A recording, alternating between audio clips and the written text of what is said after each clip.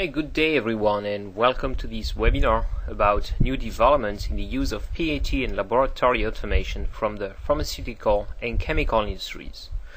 As an introduction to the topic today, please let me tell you a personal story that occurred about 8 years ago when I was working as a process chemist in Cambridge, Massachusetts. I was leading the development and scale-up of a pharmaceutical intermediate for a contract research company. One key step was the formation of an aryl sulfides that needed to be made on a 100 kilogram scale. In the lab, the reaction would go smoothly, but when going to the 500 gallon scale, the reaction stalled at 5% conversion. I let you imagine the pressure and the stress the team was under as we needed to deliver the product on schedule.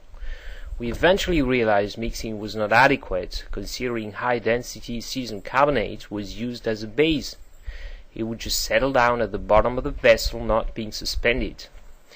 All ended up well when we installed a recirculation loop and found out that the palladium catalyst had not died out during that time. I still remember the story as it gave me the important lesson about considering the cost of failure with $500,000 just for the cost of goods sitting in the vessel, and all of a sudden the cost of purchasing and implementing PAT became much less of a hurdle than it can be when there is not such a pressure. Right, so during this webinar you'll hear about examples either picked up from recent literature or projects I was personally involved in.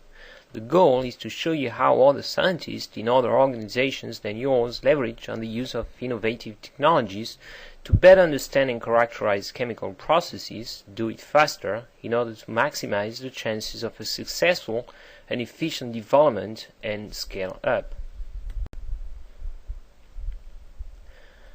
Examples we'll cover are spectroscopy-based real-time reaction analysis with FTIR, characterization of mass transfer and heat transfer and other process parameters using automated reactors like EasyMax and RC1, real-time in situ particle size measurement using FBRM and PVM in order to develop more robust crystallization processes. And finally, as scientists acquire more and more data, they need software tools to help them plow through and retrieve valuable information. This part will be more like my conclusion.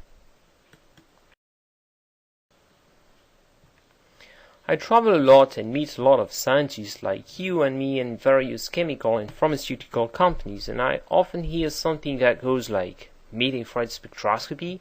May have used it in college, don't remember, sounds like kind of complicated. So I try to explain that you don't need to be a spectroscopist or possess any mystical power, because modern software technology, like for instance ISEE for FTIR, literally guides you through the process of setting up an experiment and interpreting the data so that you know you are going to get valuable information. So let me start by demystifying shortly how that works before I go into a few case studies, the case studies I selected for you today. When you run a reaction and collect data with FTIR, a three-dimensional surface is shown that represents the cumulative mid-infrared spectra as a function of reaction time. This is a great and very intuitive way to look at how component concentration changes in real time as the reaction occurs in the vessel. You can analyze the data, look at which peaks, bands and wavelengths are increasing and which ones are decreasing. Because mid-infrared is very structure specific, you understand what kind of chemical bond is broken, what kind is created. Then you track the concentration evolution versus time in a 2D environment, which is more familiar to us, and this is kinetic profiling. Sometimes, in addition to doing it with your eyes, you also want to get help from the multivariate software and do a more accurate and fast analysis than we humans can do. This multivariate software algorithm is built in the FTIR software, is live, which is real time, and is called Concert. Alright, the first example is from George Zhao and colleagues at Merck, where FTIR was used early on in a development project. It was published in Analytica Chemica Acta in 2003 and also presented in Annapolis in 2008 at the Metro Toledo 15 International Process Development Conference. It involves activating a lactol derivative using trifluoroacetic anhydride. Later on, the lactol trifluoroacetate is condensed with Merck's ketone to yield a key-lactam acetal intermediate, then converted into a drug substance. We are going to focus on the trifluoroacetylation step here. This is a typical example where offline sampling of the reaction mixture poses real challenges, since we are dealing with an unstable reagent, TFAA, and an unstable activated lactol. So just to summarize, we are facing the following challenges here. TFAA and the product are unstable under standard chromatography conditions. At the same time, charging TFAA accurately is key, because if it is overcharged, it can react with the expensive chiral alcohol to form this trifluoroacetate. And if it is undercharged, the unreacted lactol starting material can react with the activated lactol in solution to form a DL or mesodimer, as shown here on the slide. Not only do these impurities hurt the yield and overall process cost, but they can also add processing time if additional cleanup is needed, like chromatography or crystallization. In general, a good first step towards using FTIR is to collect reference spectra of the various reaction species. The starting lactol material is not too much soluble in acetonitrile. It is a slurry at the desired reaction temperature. Since FTIR is not sensitive to solids in solution, it won't be able to detect lactol concentration.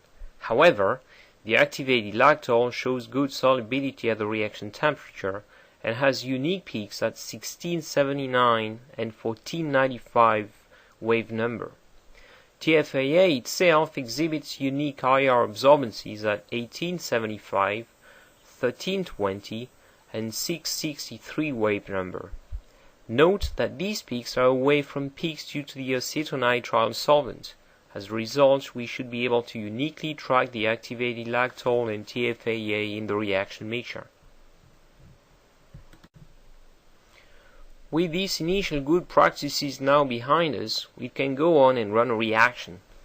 It will be great for you to realize that you can use the IR data presented here exactly like you're watching a movie of the chemical reaction as it occurs in the flask. Acetonitrile is first charged to the vessel. The temperature is adjusted to -5 degrees C and the lactol is added. Not much to see here except for weak IR peak at 1665 wave number. Remember, the lactol is barely soluble in acetonitrile. The reaction starts immediately upon addition of TFAA, as evidenced by the appearance of peaks here, and there, in addition to the rapid rise of the TFAA concentration. As can be seen on the upper right corner, showing relative concentration from IR as a function of time, the reaction is fairly rapid. The kinetic trend corresponding to the starting material and the product level off in less than 60 minutes. Since there was an excess TFAA present, as can be seen here, an hour after the TFAA addition, an additional 0.1 equivalent of lactol was added. Another observation was a fairly large exotherm of 10 degrees with a TFAA addition time of only 5 minutes. Not only this is clearly a safety concern, but it also contributes to the formation of the dimer impurity. The next step was to develop the quantitative model for TFAA in acetonitrile. Ideally, when a quantitative IR model is developed, samples from the actual reaction mixtures are submitted for reference analysis and correlated to the spectra. This wasn't possible with TFAA. However, since it exhibits such a strong and well-resolved band at 1875 wave number, a simple TFAA spiking experiment was employed.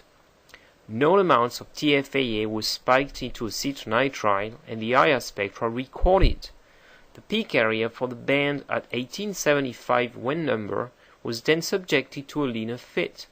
this case, two models were developed to predict concentration in the range of 0 to 100 mg per milliliter and then 60 to 350 mg per milliliter.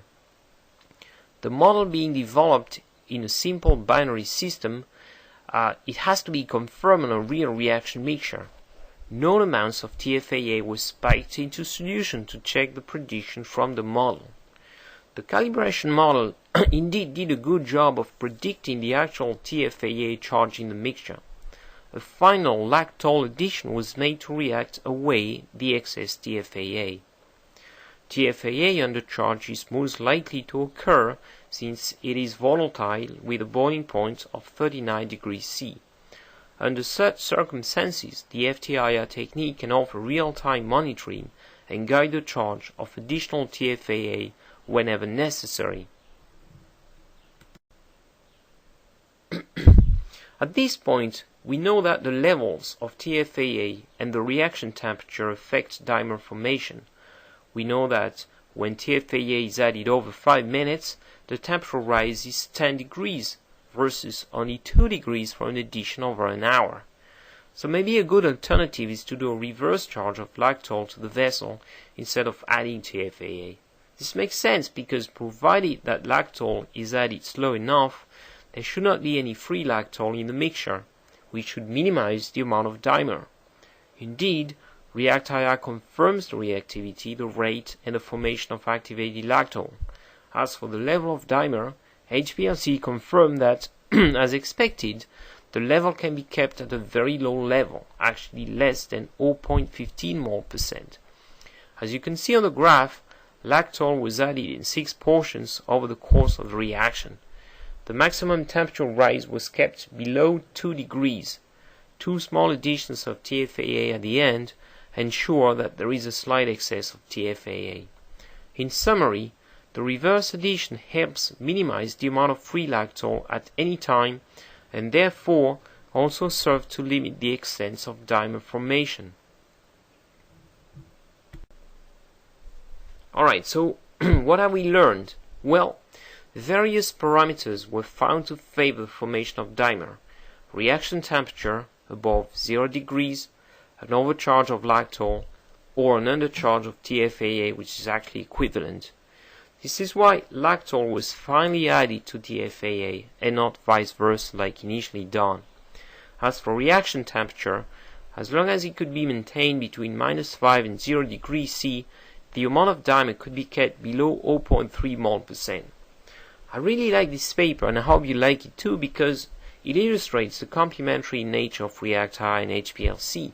Indeed, REACT-IR was used to determine the conditions which led to the high level of dimer impurity. The amount of dimer impurity was actually determined by HPLC analysis. This is a great example of early on use of PAT, REACT-IR in this case, to fully understand the process, therefore make the process ready for painless large-scale implementation. So you've just looked at an example of early on implementation of PAT on a small scale, and now let's take a look at the case studies of a more advanced project. It's an excellent example of how the efforts put into process understanding early on can save pain and suffering when the synthesis is later on implemented in the power plant. You'll probably be interested in going and reading this paper because it shows the impact of several new technologies on the development of a manufacturing process. Extensive use of process analytical technology throughout development, both at laboratory and power plant scale, enabled data-rich experiments, shortened development cycle times, and obviated the requirement of PAT for process control at larger scale. Really a dream situation in my opinion. In this case, the synthetic route used early on in the project was a 3-step 1-pot with 5 impurities formed above the 0.1% threshold despite final purification, and in that case liquid chromatography was not a convenient method to assess product purity because of the large polarity difference between the various impurities. Again, I encourage you to go and read the paper as there is a lot more in the paper than we can cover here in the interest of time. So we're going to focus on the use of FTIR for kinetic modeling and on the use of FBRM and PVM to improve crystallization conditions. As for the chemistry, a one-part preparation and purification of semi-carbazide 16 was studied and developed to replace the three-step sequence previously used. A careful control of isocyanate concentration was necessary to minimize the formation of side product 20, resulting from the reaction of either 16 or 17 with another molecule of potassium isocyanate in the presence of HCl. Precisely, FTIR was used to ensure careful control of potassium isocyanate concentration. Later, FBRM and PVM were used to improve crystallization conditions, developed a more robust crystallization, and reduced the content of 17 in the targeted semi-carbazide down below 0.5%. Alright, if you think about converting a process to the manufacturing scale, you probably agree that knowing what's going on is important, and that means having an idea of component concentration during the scale-up run so you know when to stop the reaction or when to take corrective actions and which one. However, there isn't a lot of ways to know component concentration in a plant vessel. There are actually only two of them. Either you measure it or you predict it. Measuring real-time concentration in a plant vessel is by far the best way, but for a lot of companies it's a major investment and implementation effort. So why not predicting it from lab-scale experiment? And that's exactly what Eli Lilly describes in the paper.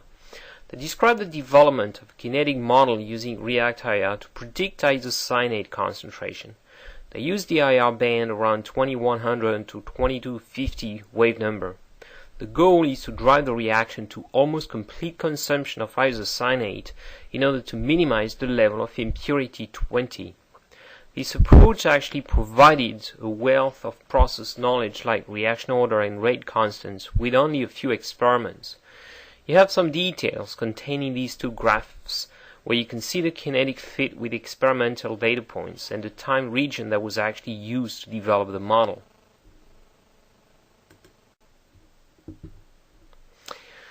So now let's go to the design space and see how the model was used. The goal is to minimize reaction time while ensuring a maximum conversion of potassium isocyanate before the reaction mixture is quenched with HCl, and that's when side product 20 can be formed. The model anticipates potassium isocyanate concentration versus time at various dosing time, temperature, and stoichiometry. So now, as long as the reaction is under kinetic regime, you know from lab scale through plant scale how long it takes before HCl can be added in order to maintain the byproduct concentration below the targeted 0.5% threshold. The beauty here is that there is no need for in-process control or online monitoring. The beauty here is putting the right amount of effort early on a small scale using real-time reaction monitoring, developing kinetic information in order to ensure product quality and process efficiency on a large scale without having to virtually spend any money at the manufacturing site.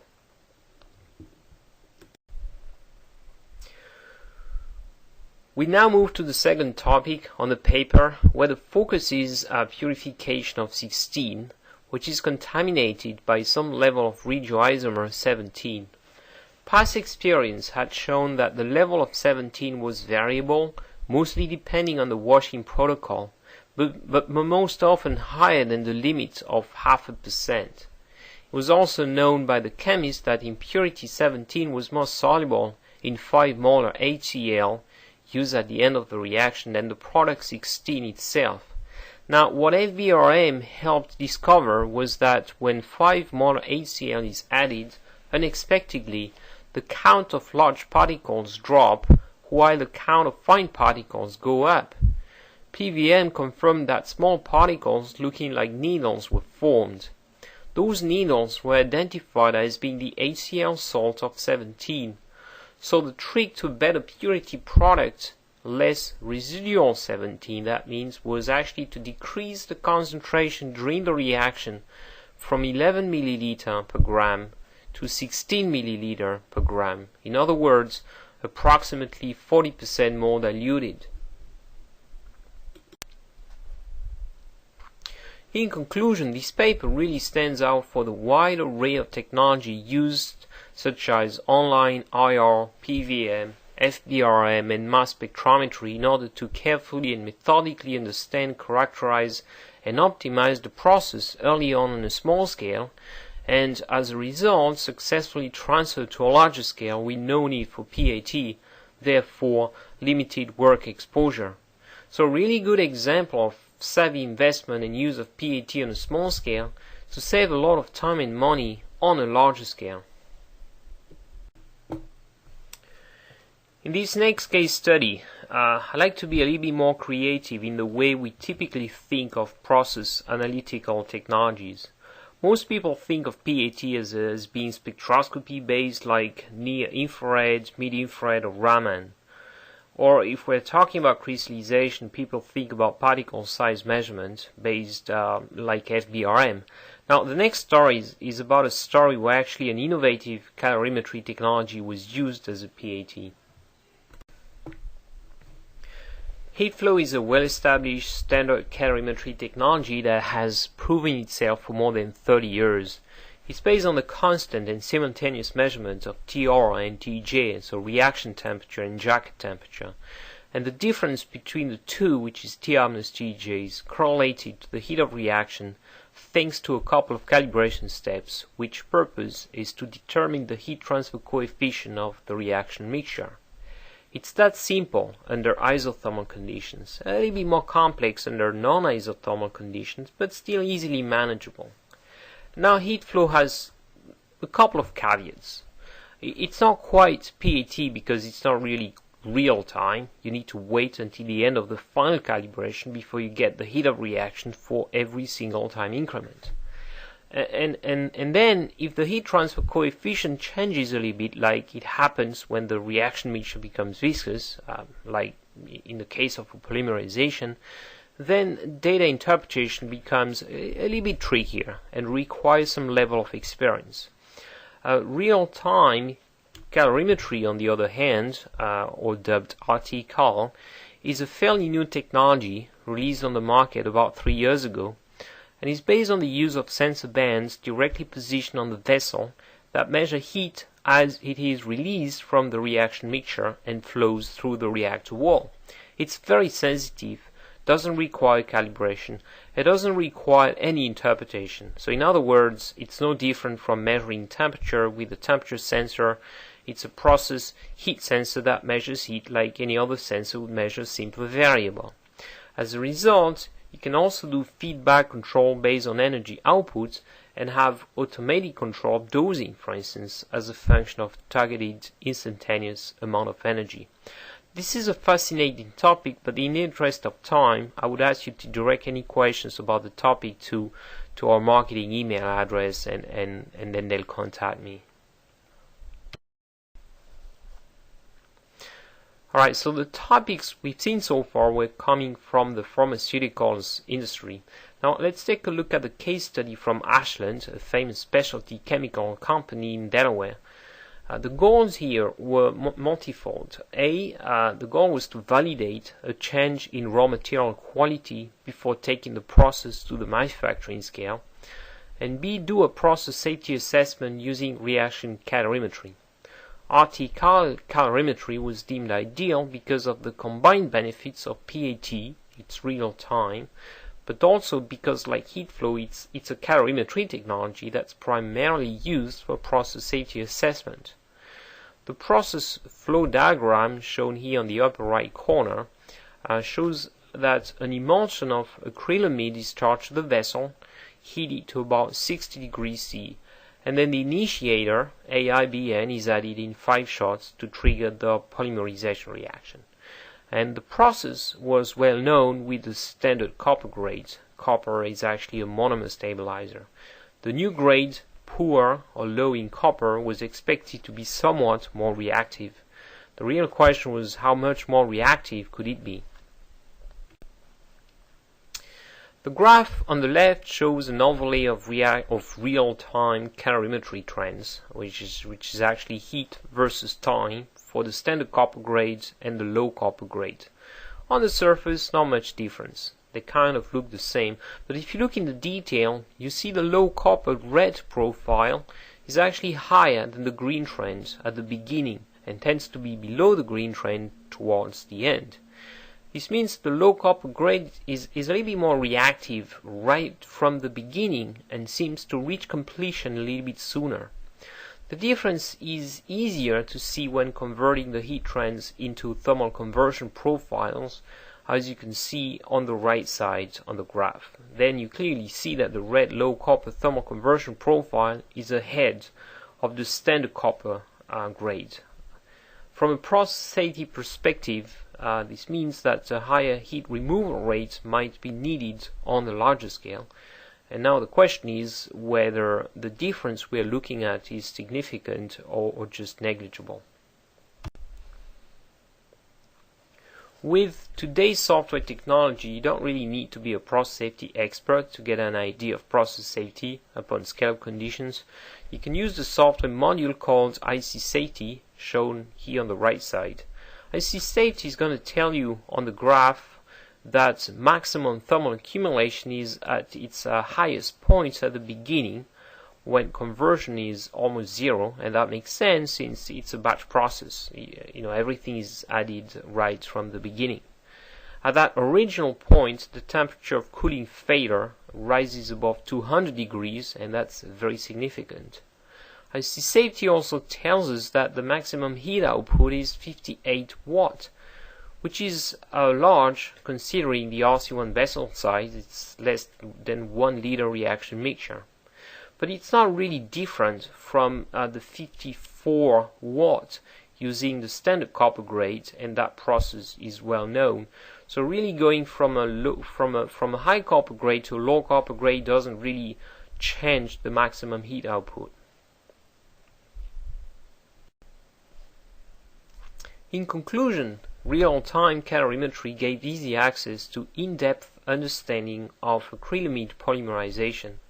I mean by that comparative reactivity between the standard grade and the new grade, but also what the implications were for the safety of large-scale manufacturing when changing acrylamide grade. Real-time calorimetry in this case proved to be a more efficient, more productive, and above all, safer alternative to standard analytical technologies. At this point, I'd like to take you back to the world of pharmaceuticals. Some of you know better than I do that the road to the API kingdom is a treacherous one, and in many cases you have to take the path of a final crystallization step for purification or formulation purposes. So the question is, how can you leverage on new technologies and lab instrumentation to improve the way things have been done for a long time? This model study was run in collaboration with Novartis, and I think is a good example. It describes the use of paracetamol as a model compound, and the goal was to get a better knowledge of supersaturation. But first, why is it important to get a better knowledge of supersaturation? Why does it matter? There is a tremendous amount of research and literature governing the fundamentals of crystal nucleation and growth. But basically, to keep it simple, both nucleation and growth are driven by supersaturation. As the supersaturation gets higher, nucleation rate gets faster, and also the crystals get bigger faster. So in other words, a crystallization process is a trade-off or a balancing act between nucleation and growth. The supersaturation and its level over time will dictate the relative magnitude of nucleation versus growth. Typically, it is desirable to keep the supersaturation relatively low and constant over time, as this maximizes the potential for growth and minimizes the potential for excessive secondary nucleation. Also, with a relatively low supersaturation level, the process is less susceptible to the types of problems that the production crystallizer brings. for instance, poor mixing, temperature gradients. And these problems can result in regions in the crystallizer where the metastable zone is crossed, resulting in a different process relative to the one designed and optimized in the lab. We used a combination of real-time concentration monitoring and measurement using FTIR and also process control for temperature, dosing and mixing using an EasyMax. I want to clarify that FTIR looks only at the concentration in the liquid phase when presented with a slurry, so you can really and only monitor the liquid phase concentration. It's actually great in the case of crystallization studies since it allows you to look at the solution concentration only, extremely useful in this case. Another great benefit when combining EasyMax and FTIR comes from the software interface between the two that allows for real-time overlay of process variables like temperature, anti-solvent addition, component concentration, etc. The software interface also allows for automated control of recipe and reaction conditions. Here is a description of experimental conditions. Charge 100 ml of water to the EasyMax vessel. Add an incremental amount of paracetamol every time, teaching the FTIR software how to correlate absorbance value to weight concentration for paracetamol.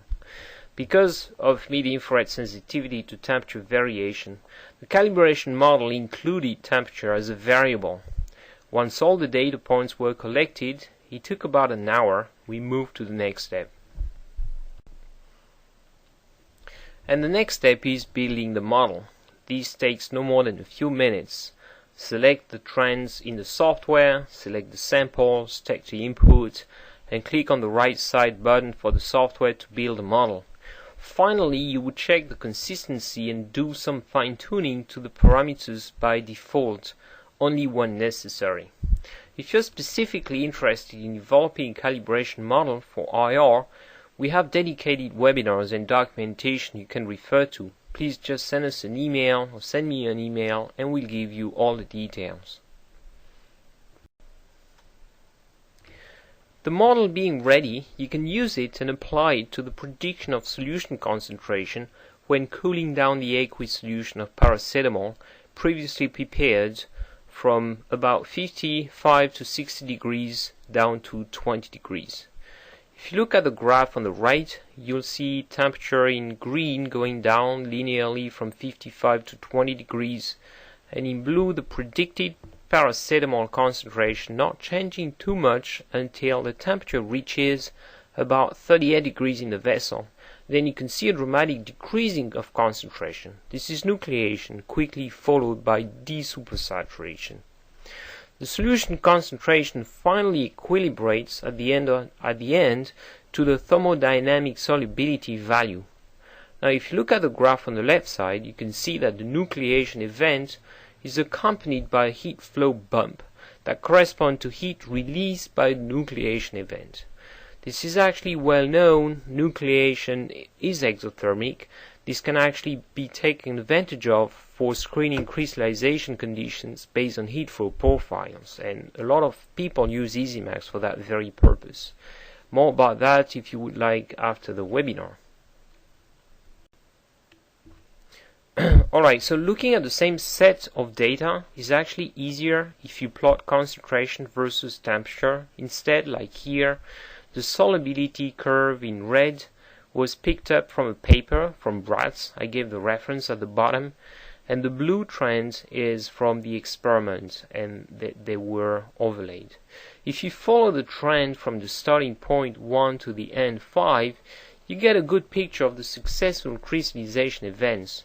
The system crosses the solubility curve on the right side right after the starting point and stays oversaturated for a while, section 2, as the solution is cooled down. At around 38 degrees, nucleation occurs, point 3, followed by a fast desupersaturation profile. That's where the heat flow is obtained, like we saw in the previous slide. The following section parallels the solubility curve and remains slightly supersaturated, up to point 5, where the system equilibrates and returns back to the thermodynamic equilibrium. what was just presented was actually completed in less than a day work. So the whole study is a couple of hours to develop the model and apply it, and a couple of more hours to monitor the crystallization and wrap up the data. So really, a very efficient way of investigating supersaturation. In summary, controlling supersaturation is instrumental in controlling particle size during crystallization. ATR FTIR allows to accurately measure solution concentration. As a result, ATR FTIR is one of the methods to monitor supersaturation, FBRM being another one that looks at particles instead of solution. When coupled with a controlled reaction vessel like EasyMax, ATR FTIR allows to control supersaturation.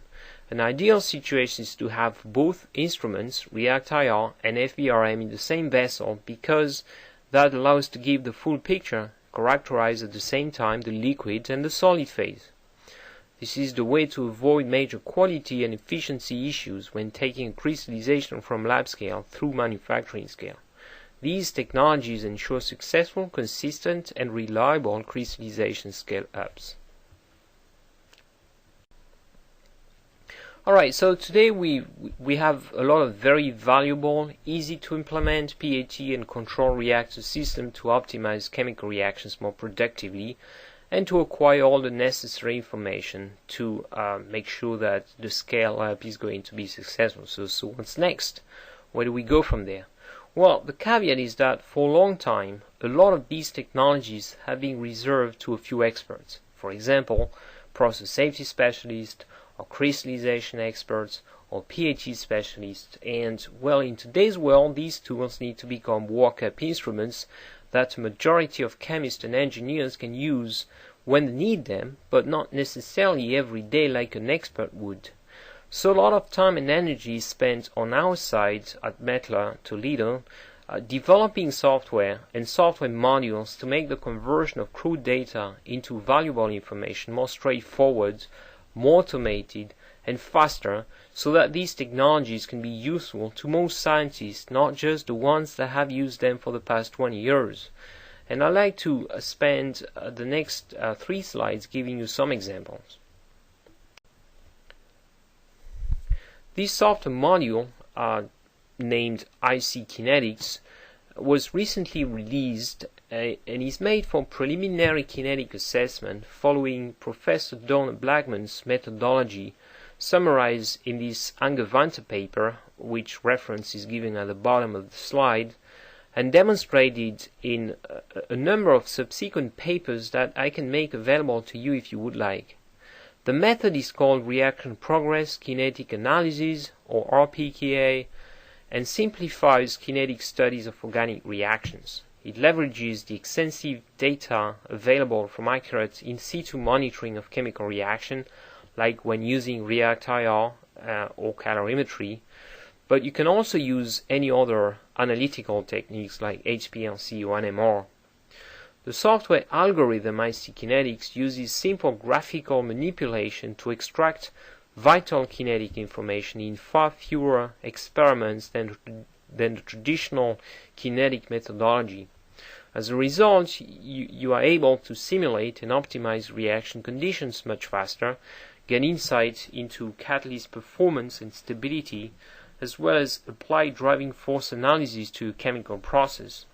So really a great example how to take advantage of modern software concept to help our life as process chemists and development engineers. Another one I really like is ISEE Safety, specifically made for RC1. It's been available for the past 2 years, but Generation 2 is now about to be released and is about automated calculation of critical thermal safety parameters from a chemical reaction according to the methodology described in Francis Tussel's latest book, Thermal Safety of Chemical Processes. ISEE Safety came after 30 years of calorimetry experience and is designed to speed and simplify the calculation of thermal safety values critical for safe chemical process design and scale up. What people like the most is the graphic summary of the thermal runaway scenario like you can see on the left side of your screen. This allows a significant time savings in data interpretation and reporting time. In summary, I would say it's a software tool for anyone in charge of taking chemical reactions above and beyond the milliliter scale, and anyone who is concerned about doing this safely. Finally, Concert Pro is made for FTIR. It's based on a series of math algorithms and principal component analysis. What it does is to uncover the profiles and spectra of individual components as the concentration changes in the reaction vessel. Concert Pro is designed to process data from multiple spectroscopy techniques, including mid-IR, UV-Vis, and Raman. Also, when you run multiple batches of the same chemical reaction, it's designed to be smart enough to recognize a specific compound and look for it in the next batch. You'll be able to track the same study material, product, side products, or intermediate in several batches, even though reaction composition may somewhat differ from batch to batch. Concert Pro is a sort of no-brainer approach to in situ real-time FTIR spectroscopy, when what you really care about is monitoring the reaction but want to minimize the time you need to spend on data interpretation. In other words, Concert Pro basically takes all the pain out of interpretation so you can focus on what you really do best. Alright, this will be my final note. Doing something the same way for a long time doesn't mean this is the most productive, safest, most efficient way to do it. I think that's the message, and I think it's our mission as scientists to shake the tree sometimes and challenge things the way they've been thought about or done for a long time, even the most traditional tasks like on the picture, and I personally enjoy the challenge. This will conclude today's presentation. I'd like to thank the main contributors to the webinar, Mark Lapak from Lilly Research Laboratories. I'd like to thank George Zhao from Merck in New Jersey, and also Mike Mitchell from Ashland in Delaware, and Anthony DiGiulio from Novartis in New Jersey. I'd like to thank you for your attention. If you have questions, need more detail or some further explanation, we'd love to hear from you. So please contact us whichever way you prefer, by phone or email, or using the chat box on your screen. Thank you.